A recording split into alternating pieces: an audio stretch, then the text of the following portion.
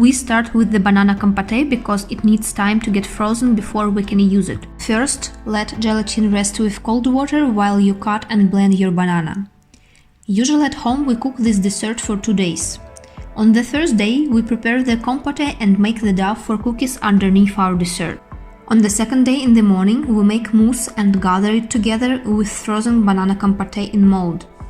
In the evening, we bake cookies, make chocolate glaze and decorate our dessert. 2/3 of the banana we blend, other part we cut on small pieces.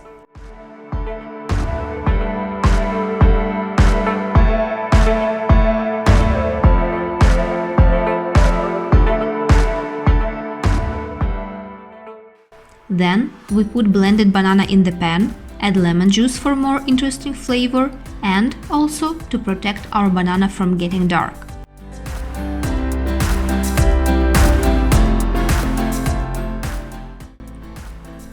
Add sugar, mix again. Now we should gently heat our banana puree until you see stable steam. It's about 60 degrees Celsius. It takes 3–4 minutes. Mix it with a silicone spatula while it's heating. Now it's time to add small banana pieces. Mix them gently and take the pan off the stove. Don't let it boil. Squeeze gelatin, add the hot banana and mix until it melts completely.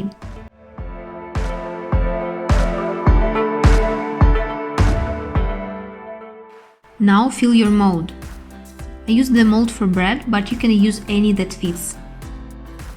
Wait until it cools down and put into the freezer at minus temperature. When the compote is frozen, we need to cut it the way we want to see it in our dessert. If you used metal mold for the banana compote like I did, it will be hard to remove it completely frozen. So just let it be at the room temperature for a while and then you can easily remove it from the mold. Then the compote is ready and frozen, it's time to make the mousse. First, what we make for any mousse, we whip cream until it looks like melted ice cream.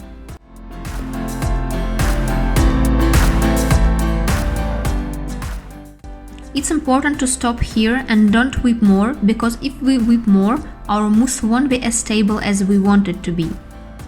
Next step, add cold water to gelatin. The cream is cooling down in the fridge, the gelatin is resting with the cold water. It's time to melt chocolate. We melt together chocolate and Nutella on water sauna. Add a bit of water in your pan and put your bowl on the top. Check that it doesn't touch the water surface. You can also use microwave. In this case, take your bowl off every 15 seconds and mix chocolate and Nutella.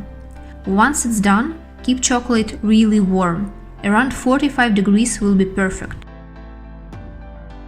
Next step, preparing pata bomb. Here we heat sugar and water to 121 degrees Celsius at medium flame. At the meantime, we beat eggs, mostly yolks, until it's fluffy and pale. Usually it takes 3–5 minutes. To boil the syrup right, we need the thermometer. Yolks should be ready a bit before the syrup. Once they're ready, we add our syrup to beating eggs. We do it very slowly with very thin jet. It's perfect if you have somebody to help you here, but as you can see, it's possible to do it alone too. Right consistency looks this way.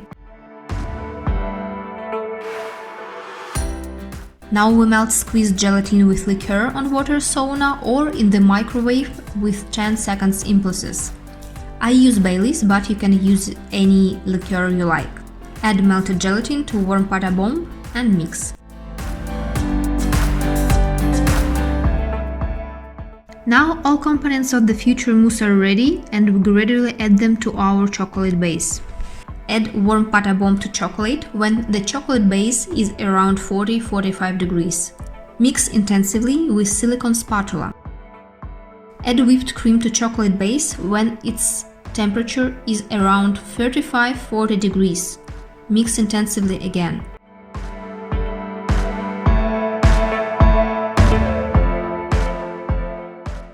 These mixing stages take about 2–3 minutes max.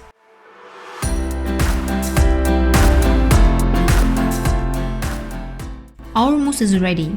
Now we should work fast before mousse stabilizes. Fill our piping bags with ready mousse. Use a glass or even better a measuring glass. It's more comfortable than use just hand.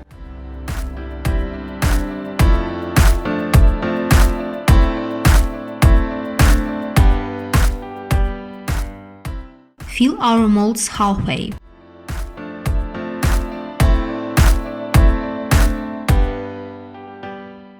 We cut our compote in advance and now we use it completely frozen. I put the compote and drawn it a little bit to avoid possible air pockets.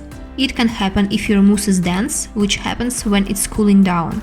If your mousse is quite liquid, your topping will draw halfway itself.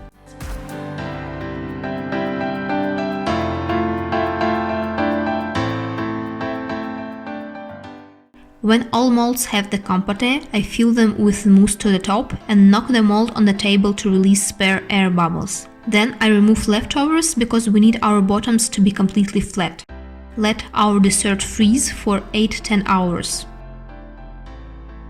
Our mousse spent about 8 hours in the freezer and now is ready to be glazed and decorated. You can see its shining surface, that means the mousse was frozen well. Prepare everything you need in advance. Frozen mousse cannot wait. It requires fast work and has to be returned to the fridge soon to avoid the temperature shock. You can glaze desserts one by one like I do, or use a grid and cover all desserts together.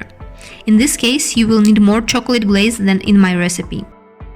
Clean the bottom of our dessert a bit and put it on a cookie. You can help yourself with a second knife or a toothpick. A small hole after a toothpick you can easily decorate with chocolate glaze like I do. Here we use a simple chocolate glaze. Just melt and mix together milk chocolate, oil and crushed nuts. Working temperature is about 30 degrees Celsius. I used walnuts, but you can use any. We always defrost mousse desserts in the fridge from 1 to few hours depending on the size and shape of your dessert. You can see condensation on your dessert in the fridge, it's normal and it will go with time. To get the right result, pay attention to the strength of your gelatin. My gelatin has 240 blooms. If you use different strength, you should adjust its amount. Desserts of our size will be defrosted in the fridge in an hour. So, our dessert is ready. If you have any questions, feel free to ask under this video and enjoy!